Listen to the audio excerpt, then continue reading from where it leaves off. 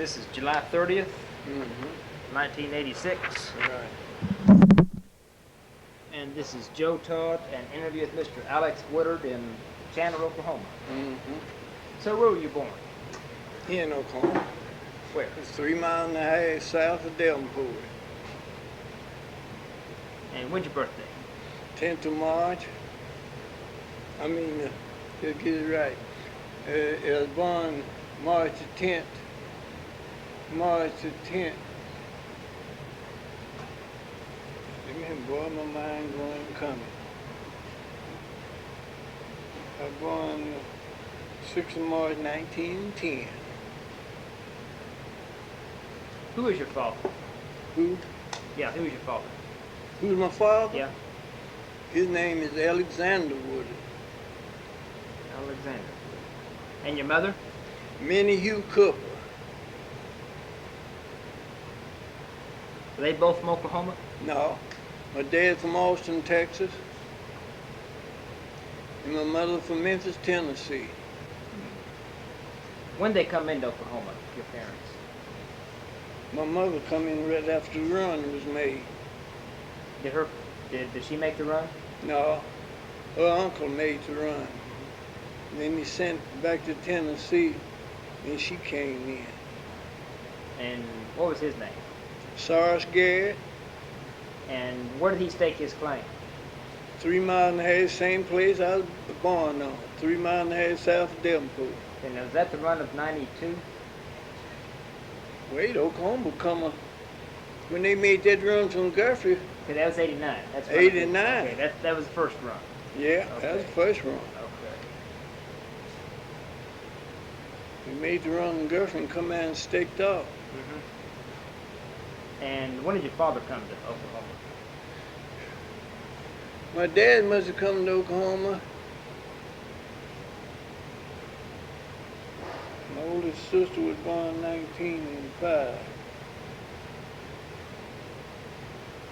He must have come to Oklahoma in 1904 then. You know, why did he come here? I don't know that. You know your Yes, grand- in a way I know it, but he was on his way to Tuskegee, Alabama to get a higher education. He made it first Davenport, stopped there and went to work, and that's first he made it. I can tell you that. You know your grandparents? No, I never seen none of my grandparents. I was going to ask if you had any stories about the slave days that your parents ever told you. No, I know they was in slavery, my grandparents, but I don't know about it. Okay. How long did you live on the farm when you were born? I lived on a farm all my life. All except time when I was in Tulsa working. As a small boy, what chores did you do around the farm? Everything. We had something to do. We had something to do from a baby on up. 3 years on up, it wasn't a bit more than getting in kindling or something for the night. And on up and up and up. What kind of crops do you raise on the farm? Well, the most of the things, raised pretty near everything, all kind of grains. And one time here, cotton was the most cash crops when they raised them. Then, about 20 years ago, I raised peanuts. Cotton, peanuts, corn, hard Gary, wheat, everything. Back in the early days when you were a small boy, what was the price of cotton in those days? It was during World War II, but we was getting, which that's 1917, 18. Yeah. I mean World War I.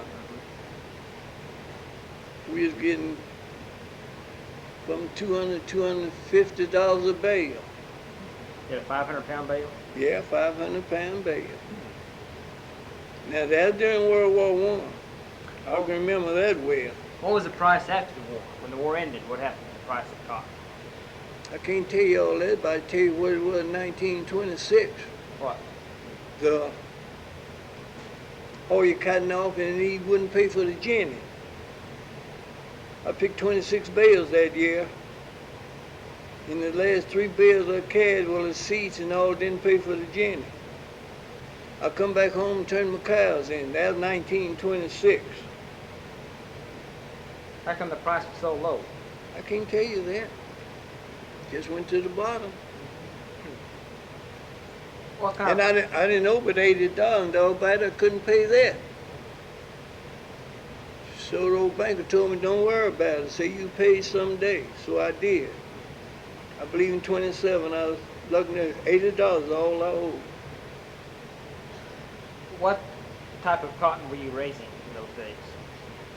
All kinds of stuff, that Pima cotton. We never raised no Pima cotton here like during our zone. There's so many different varieties of cotton we raise here.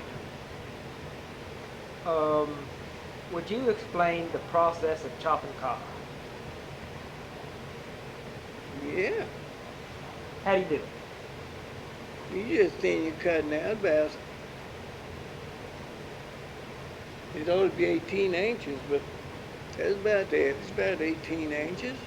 Some thin it out 12 inches. So chopping cotton is just thinning the cotton out. Thinning the cotton out and keeping it clean.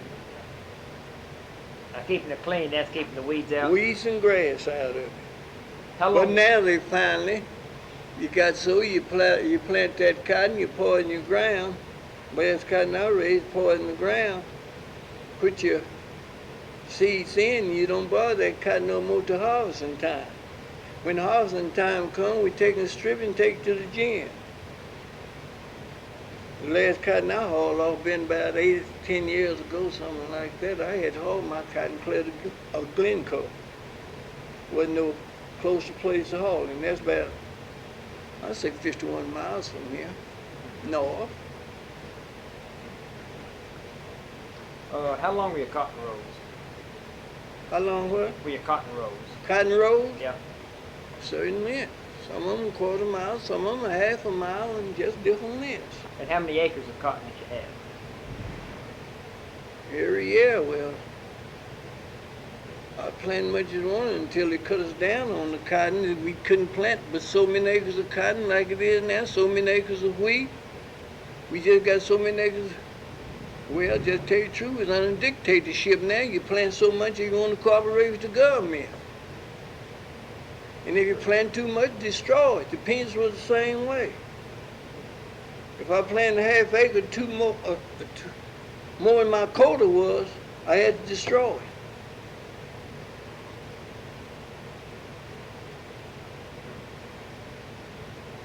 How many pounds of cotton did you pick in one day? Oh, I got 450 pounds, but it wasn't here though. What I day? went out to harvest my crop. Yeah. I'd go out west.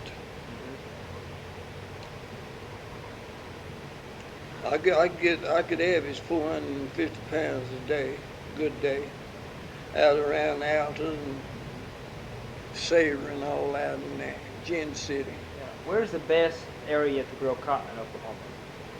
I don't know now. I tell you about here in Oklahoma now. Years ago we terraced out the land. It didn't wash away so bad. But people in pretty near most of them stopped that terracing, and all our good soil washed down in Deep Fork and gone down in Creek County. If you ain't got that land terraced, it just wash away. Get ditched and wash away. And we have pretty bad sandstorms here, and saying from the middle of April to the, well, starting March to the middle of April. We have some pretty good on this sandy ground. Understand what I'm talking about? Enough sand destroy your crop sometime. Whenever you were farming with horses, how many acres did you plow in one day?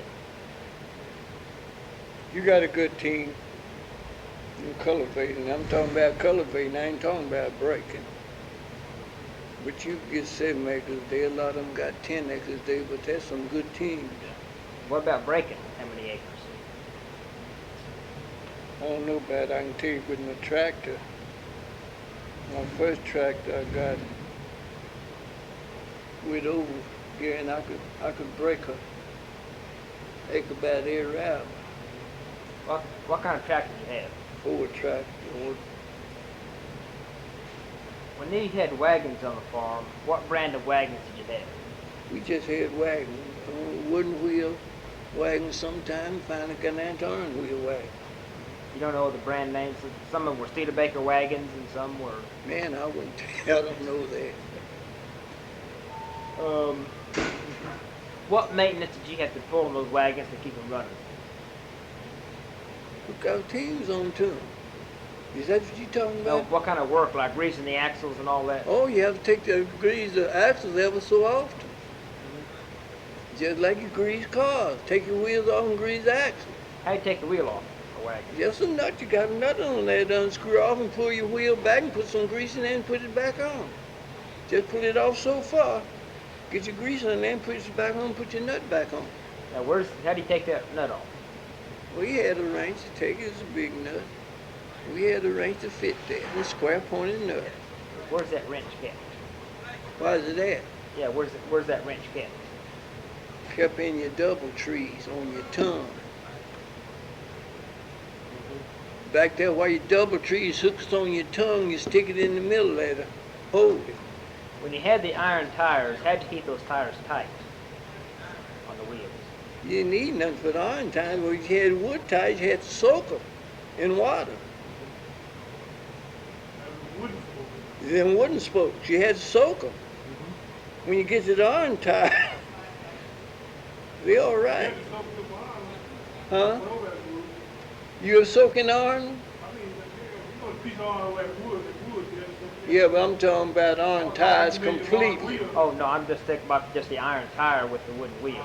We soak them. Yeah. A lot of people taking soaking, a lot of people took gun in sacks and wrapped around there and wired them on when they had to take a load of cotton to town and all like that and stop a dozen times before you get to town and knock them back on there straight. I come through all them days. In them Hoover days, I caught hell. Worked for 50 cents a day for 14 hours a day. And it never got too bad for me to work. What caused that depression in the 30s? I don't know, I guess you have to ask Hoover. What caused it, Fred? What happened there?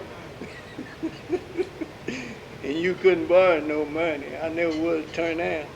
But I went and borrowed $50 for 12 of us to make a crop off. Those bankers said, well, by God, let's see, you can't make it off no $50. I said, well, don't. That was way before his days, Fred. I'll come back. Go ahead. I was going to back up. Do you remember Armistice Day? The day the war ended? Yeah, in World War I? Yeah. Yeah. Is there a big celebration around here? I don't remember no big celebration around here, but in California, no, that was World War II. There's a big celebration in California. I don't know, but we all know when it's over because my dad was in 4F. But he had that bunch of kids there, and the war was over just before he was supposed to leave. Did you join the Army? Who, me? Yeah. No, I didn't have to go to the Army. Old banker kept me out, said I meant more benefit in Lincoln County than I did any man's army. His name was H.C. Brunt, president of the bank up here at the Union National Bank. But my brothers went. Just one of them went across the water. Yeah. And that's the baby boy.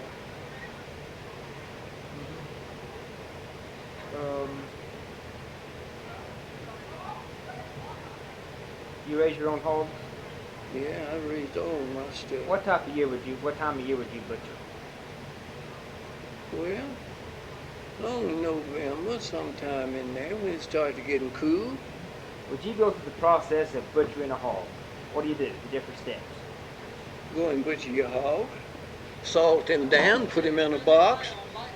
When it's staying there salt so long, wash it off with some hot water and pepper or something in there. You can hang it up if you want it then. They'll put it back in the box. If you don't want to cure it. Now, how do you cure your hand? Well, the way I would do, after I clean them out, well, I'd take some hickory, get me some hickory wood and smoke them, and cure them that way unless I use that as salt. We got different kind of salts you can use. I don't know. I can't call names of salt now. We could get 2 or 3 salts. What's the easiest way to kill a hog? You mean to kill him? Yeah. A lot of people just shoot him right in the head. I shoot him right behind the butt of the ear so I won't have no bloodshot shoulders or nothing. That'll do it just as good. Shoot him right back there. But a lot of people take a hammer, knock him in the head and all like that, which I did that. It was fine. I would kill him with a gun. I take him a 38 and shoot him right back then. What makes that bloodshot shoulder? You stab it wrong. You get bloodshot that shoulder, shoot him in the head. But if you shoot him in the head, which way that bullet's going, Fred? Stay in his head. That dog is high power and ain't gonna stay in that I skull. guarantee it'll stay in there. Well, I won't argue that thing. Yes. Yeah, it'll stay in How there. much would a good sized hog dress out at? How many pounds? What size hog you talking about? 250-pound hog or what? Yeah. What'd you estimate him dress out after you take his interest? And now that includes his head. How much you say we'd lose there? He was quite good. Take that Now, head off. well, I say without taking the head off. Well, that's pretty heavy too. But that head supposed to weigh how much? 1/3 of the variation of the rest of it? Yeah, 1/3, ain't it? How much lard could you render out of that hog? 250 pounds. According to what kind of shape it's in, I can't. Is that our phone free? I can't tell you that. We just take them hogs and get us old pot out there and put wood under that lard. And you ask that question, I can't tell you exactly how much we render out one hog. Sometime I have a hog that weighed 350. I killed them up to 650 pounds. Couldn't even, had to lay them down, scald them by putting gunny sacks over and pouring water on them and clean them. Block and tackle and pull them up and gut them. Why do you have to let the meat cool out before you cut it? Well, I tell you, but everybody's his own opinion. It'll take salt to do it. It'll take salt better is one thing. A lot of times I have killed them. No sooner I get through butchering and lay them on the table, I salt it out and put it in my box. Let it stay there so long, take it out and dip it. Dip it in water. Hot water. Hot water. You gotta get that salt over it for a long time. Why? But you can't eat it. You don't want it too salty, because when you kill it, well, you salt it down pretty good so you be sure you can keep it.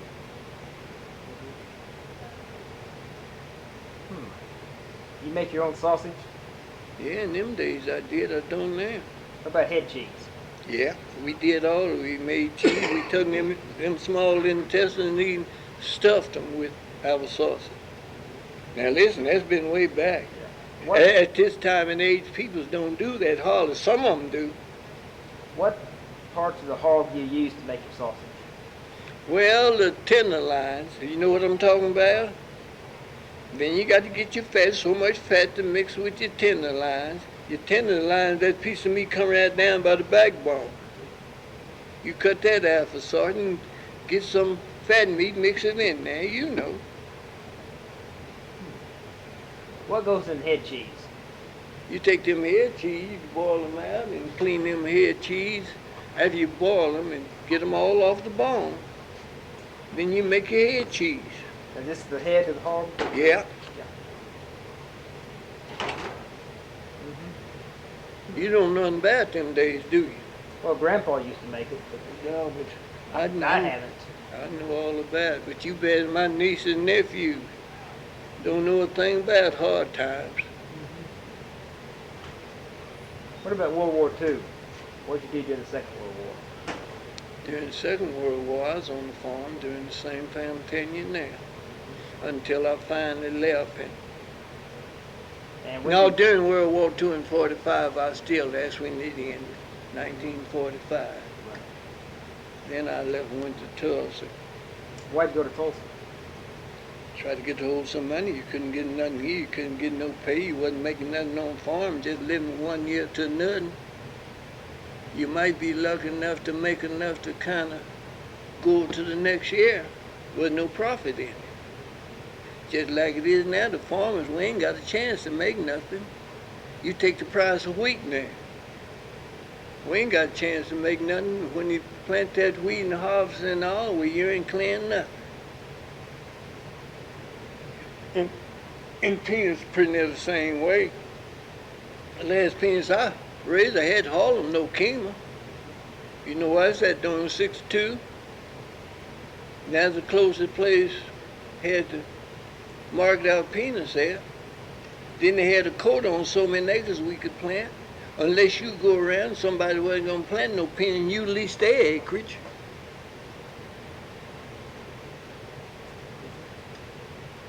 The farm, I'm gonna tell you one thing I told a lot of them.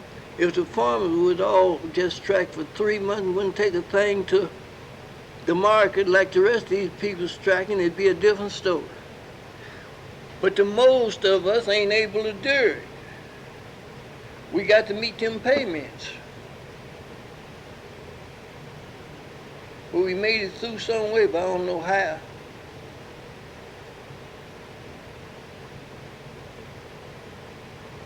How long have you lived in Lincoln County? Most of my life. The rest of the time I was in Tulsa County. What'd you do in Tulsa when you lived up there? Different works. First I started on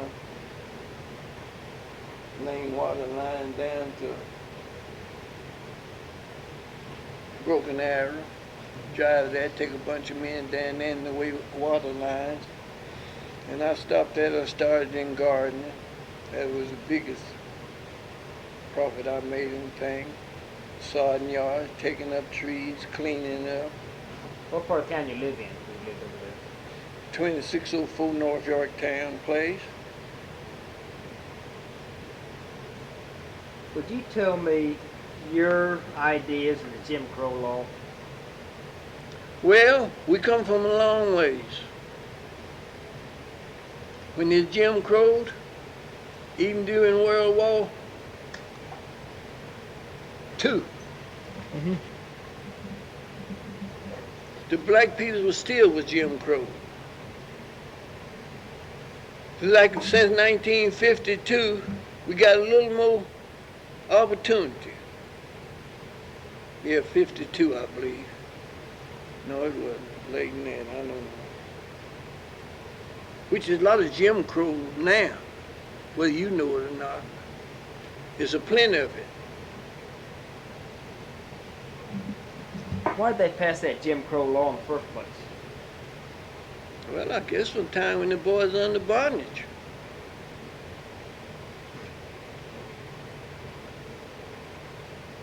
Well, when they was under bondage, I called it under bondage down there on them, which is, I guess, a lot of plantations now.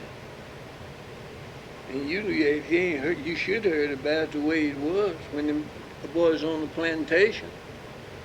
I heard a lot of story about it. I don't know to be a fact. I never was in there. You just working, they'd feed you and clothe you. With no profit for you to make. And the most of them scared if they'd leave them down there, there wasn't no way in the world for them to make it. They was taught the other way. If you get out alone, they couldn't make it. Finally, someone went to venture now and went out for their own.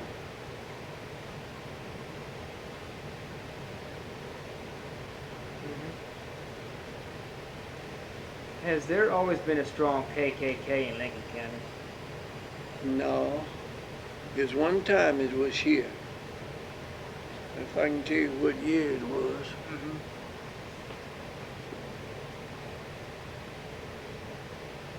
I don't know what year it was.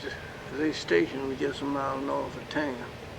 I don't know what year it was. Ain't really me telling, but I remember that well. What'd they do? I don't know what all they did. If somebody didn't support or somebody had against, my understanding, I didn't see none of it. It's hearsay. Take them out and chastise them. I can remember that in my young days. Chastise. Take them out and whoop them. You know what I mean? I say chastise them. Why would they do it? For some reason. Had something against them.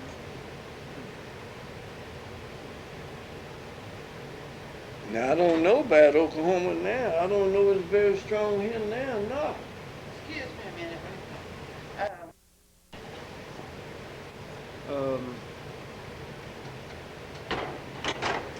things better nowadays than what they were? To my idea is, like people got more privilege.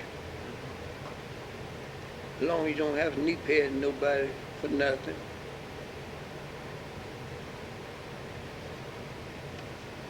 That's the way it is.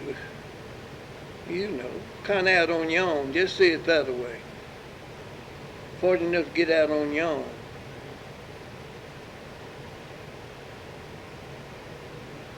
When you get out on your own, well, the most of the business people recognize you. You know what I'm talking about? So Lincoln County has been pretty good then overall. Overall, it has been, as far as I'm concerned. I've been here principal all my life. Would you tell me how farming practices have changed? Farming, Yeah, from Yeah, the horse days to today. they come from a long ways. We got a mighty few teams here in Lincoln County now, horses and mules. Most of them got tractors. Anyone still using teams that you know of? No, I don't, but I know it is. Now I don't know that. I ain't seen none lately. Do you prefer to work with horses or mules?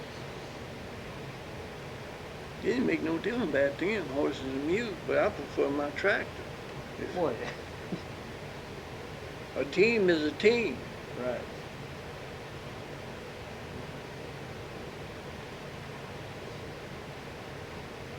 Where'd you start school?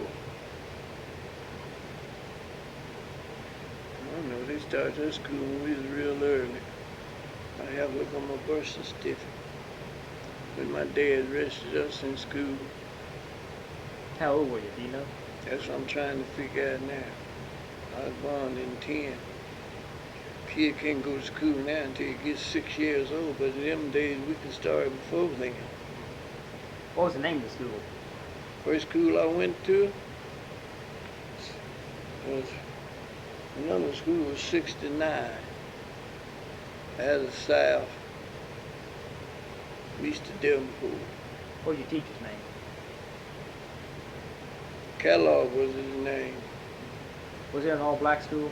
Yeah. But listen, before those days, and I don't know how far back, the white and black, I understand the white and black both went to school together, but finally Jim Crowed it. Now they're back in, they're still going to school together now. College and all.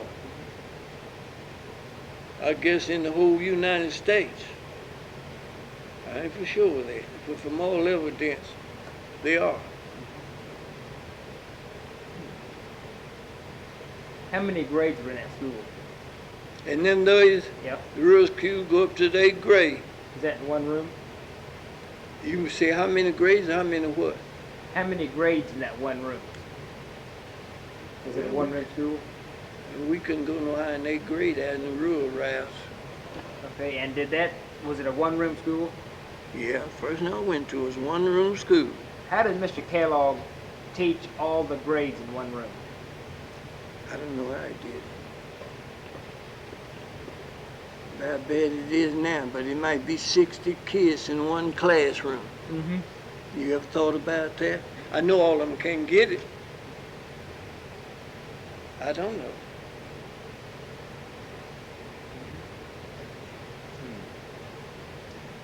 Anything else about the early days you want to talk about? About early day Chandler? No. Ever hear anything about that tornado in '97? Well, but that's what I was fixing to say. That was before my day. Yes. Did you ever hear any stories about it? Yeah, I heard a lot of stories What did about you it. hear about it? It blew Chandler away pretty well. Now this is hearsay. Some old folks was here. You take down here on South Manville down here while you turn and go up Main Street. Old man was named, I'll call his name in a little bit. I'm all forget. He tell me he was down here getting some feed with his team down here by the ice plant when it blowed away. And the old woman was there in the country, say she stood out, which is 4 miles southeast of town. She stood out in the yard and seen paper and everything going up in there. And old Jim Lake told me he was just 2 miles east of town when it blowed away, and he got on the horse and come in to see could he help after this tornado went through. That was in 1897, I believe it was. How many were killed in that tornado? I don't know that. Did they tell you specifically what they did when they came in to help? Any stories that they did? When they came in to help, see could they help anybody. If somebody's in trouble, wasn't dead or something, see could they help them. That's what we reading they came with you to help. Like I do when Mika blew away. I come to Tulsa that night and went down and see could I help them down there. I just come on by the house here in Chandler and went on down to Mika to see what could I do to help someone.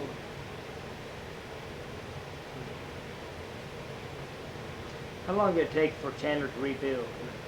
I don't remember. I don't know that. Yeah. Because I told you that was before my days. When'd you get married? I ain't been married. Ain't been married? Mm-mm. Okay. When my dad passed in 1924, I stayed right there with my mother and tried to help raise the rest of them kids and give them some kind of schooling. Which was lucky.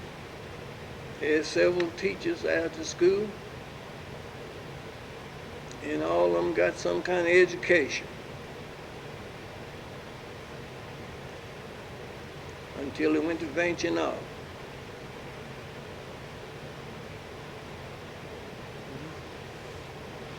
Well, I think we have a good interview. Well, that's all I can tell you, but I could tell you a lot more, but ain't no need of telling you my troubles, what I went through. Oh, sure, why not? That's what we're after. Oh, we just had a tough way of making it, that's the main thing. Otherwise, by the help of the Lord, we made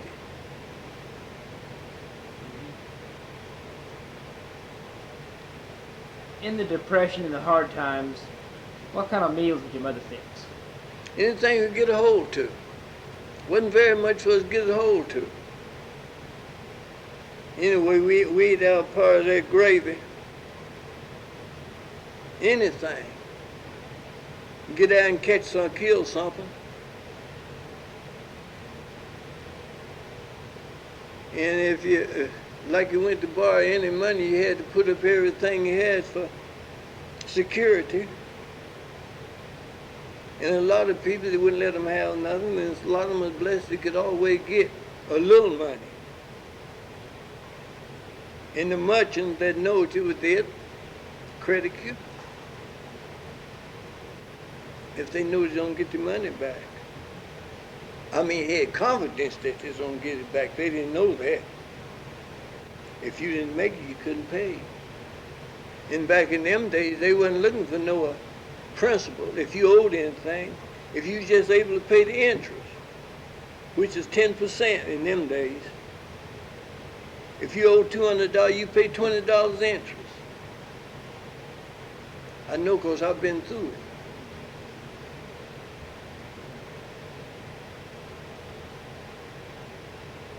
Where are you from? Bartlesville. I mean, what is this? What is these information for anyway? Oh, this goes to the State Historical Society. All right, then. Okay. I asked all of them that they come in with some questions. Thank you. Well,